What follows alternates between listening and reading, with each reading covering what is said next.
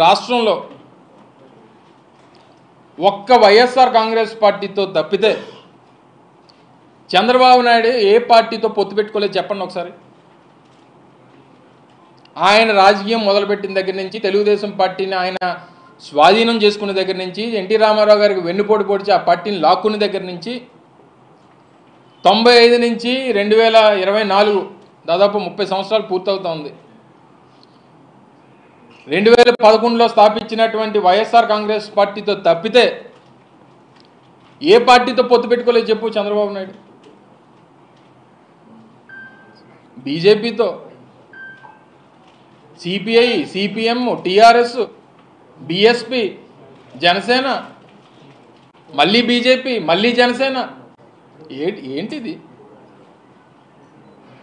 ఇన్నిసార్లు ఇన్ని పార్టీలతో పొత్తులు.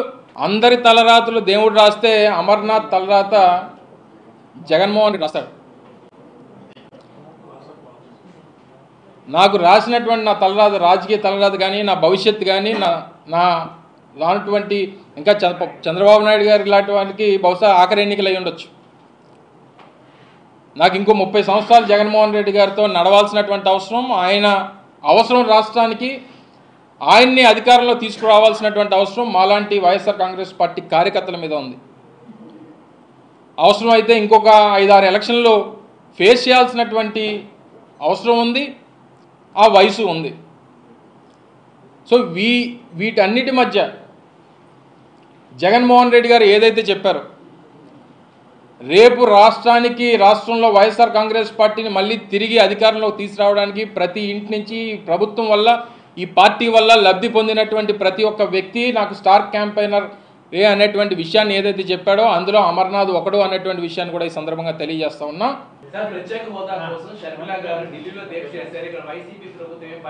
తెలంగాణ కోసం ఏ పార్టీ?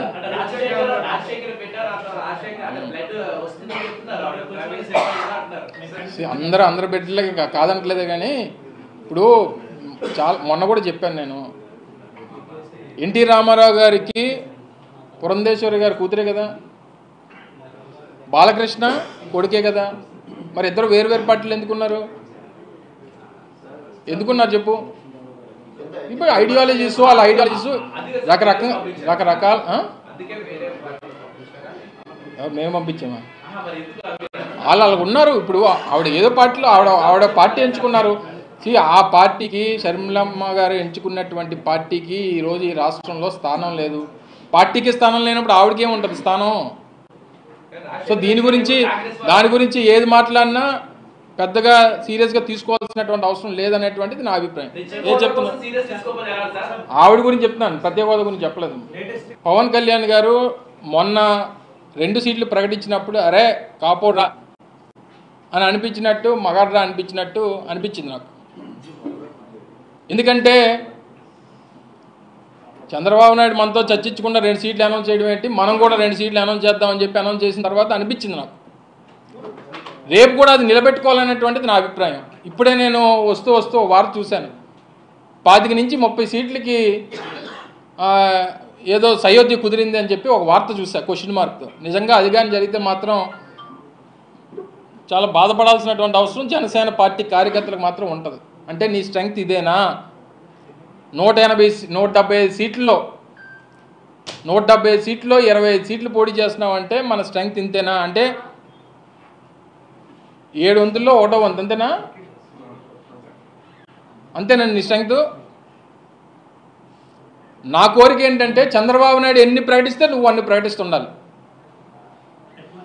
నీ తాలూకా స్టాండ్ ఏంటంటే చంద్రబాబు నాయుడు 2 చేశాడు కాబట్టి నేను 2 చేస్తానన్నా, రేపు చంద్రబాబు నాయుడు 50 చేస్తే నువ్వు 50 చేయాలనేటువంటిది. మరి అదే అంటున్నాను, మరి మొన్న ఒకటి ఈ రోజు ఒకటి. అందుకని వాళ్ళు ఎంతసేపు కూర్చుంటే, ఎన్ని గంటలు కూర్చుంటే, ఎన్ని రోజులు కూర్చున్నా సరే ఏం ఉపయోగం ప్రజలకు చెప్పండి. రాత్రి కూడానా? ఉదయం అయిపోయింది మళ్ళీ రాత్రా? చెప్పు.